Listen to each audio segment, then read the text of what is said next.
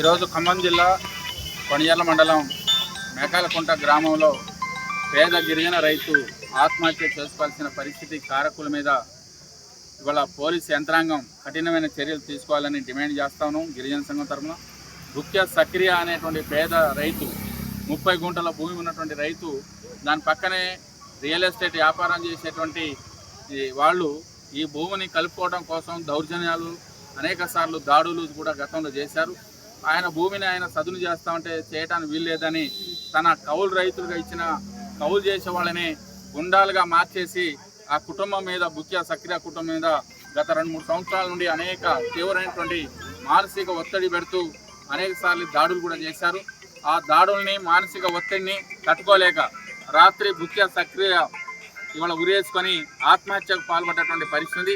దీనికి కారకులైనటువంటి ఈ అక్కడ ఉన్నటువంటి పక్కనే ఉన్నటువంటి రియల్ ఎస్టేట్ వ్యాపారం చేసేటువంటి రైతు కానీ, ఆయన ఈ కౌలుకి ఇచ్చిన కౌలు రైతులు అక్కడ అనువులుగా ఉన్నారు వాళ్ళు.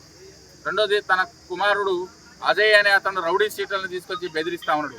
కాబట్టి వీళ్ళ మీద హత్య నేరం కింద వాళ్ళని కేసులు నమోదు చేసి ముఖ్య సక్రు నాయకుని వాళ్ళ కుటుంబాన్ని న్యాయం చేయాలి. పోలీసు యంత్రాంగాన్ని కూడా మేము విజ్ఞప్తి చేస్తాము. ఇప్పటికీ భూ సమస్యలు వచ్చినప్పుడు ఇవాళ ఆర్థికంగా అధికారం, ధనబలం కలిగిన వాళ్ళ యొక్క పెత్తనాలు ఇవాళ స్టేషన్లో నడుస్తూ ఉన్నాయి. పేద రైతులకి న్యాయం జరగట్లేదు కాబట్టి చివరికి మానసిక క్షోభకు గురై ఆత్మహత్యలు చేసుకోవాల్సిన పరిస్థితి కనబడతా ఉంది. ఇలాంటి పరిస్థితి పునరావృతం కాకుండా భవిష్యత్తులో ఈ మండలం కానీ, జిల్లా, రాష్ట్రం లేకుండా పోలీస్ యంత్రాంగం కూడా ఇవాళ రక్షణ కల్పించాల్సిన అవసరం ఉంది. పేద రైతులకి అండగుండాల్సిన అవసరం ఉంది. అప్పుడే వాళ్ళు ఆత్మహత్యలు చేసుకోకుండా ప్రాణాలు నిలబడతాయి. కాబట్టి ఎట్టి పరిస్థితుల్లో ఇవాళ ముఖ్య సక్రియ చావడానికి కారకులైనటువంటి వాళ్ళని సమగ్రంగా విచారించి వాళ్ళని శిక్షించి న్యాయబద్ధంగా వాళ్ళని శిక్షించాలా. కుటుంబాన్ని ప్రభుత్వ పరంగా ఆదుకోవాల్సిన అవసరం ఉంది.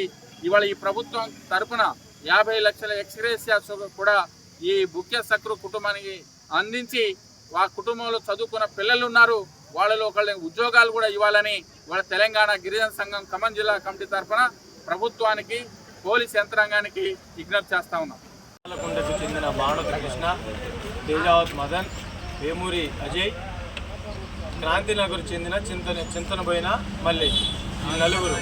వీళ్ళ నలుగురిలో వాళ్ళిద్దరూ అక్కడ వైరాలో ఉండి వీళ్ళిద్దరిని మా ఇంటికి పంపించి మా నాన్నని చంపించి మేము ఇంట్లో పడుకున్న సమయంలో మా రేకుల కింద చీరకి కలిసి అది పెట్టేసి వెళ్ళిపోయాడు. వాళ్ళే చంపేశారు. మా నాన్న తెచ్చేటోడు అయితే అంత సాధారణంగా మా నాన్న చావుడు. మా నాన్న గురించి మాకు తెలుసు. మాకు తిట్టినా కొట్టినా ఎట్లా చూసుకుంటాడో అట్లా చూసుకుంటాడు మా నాన్న. మేము 3 అన్నదమ్ముళ్ళైనా మా నాన్నకి ఇప్పుడు దాగి మా నాన్న మాకు ఇబ్బంది పెడితే మేము ఆయనకి ఇబ్బంది పెట్టాం. ఒకవేళ మా నాన్న చనిపోయేటోడు అయితే ఉరేసుకొని చనిపోయిందంటే కింద చీర కాళ్ళు ఆనుంది. చనిపోయేటోడైతే 4 బయటికి తీయాలా, లేకపోతే ఏదైనా గుర్తులు ఉండాలి, అది ఉచ్చు బిగించుకున్నట్టు తాడేలు ఉండాలి. అట్లాంటిది ఏమీ లేదు. చంపేసి 2-3 అడుగులు మనిషి చనిపోతారా.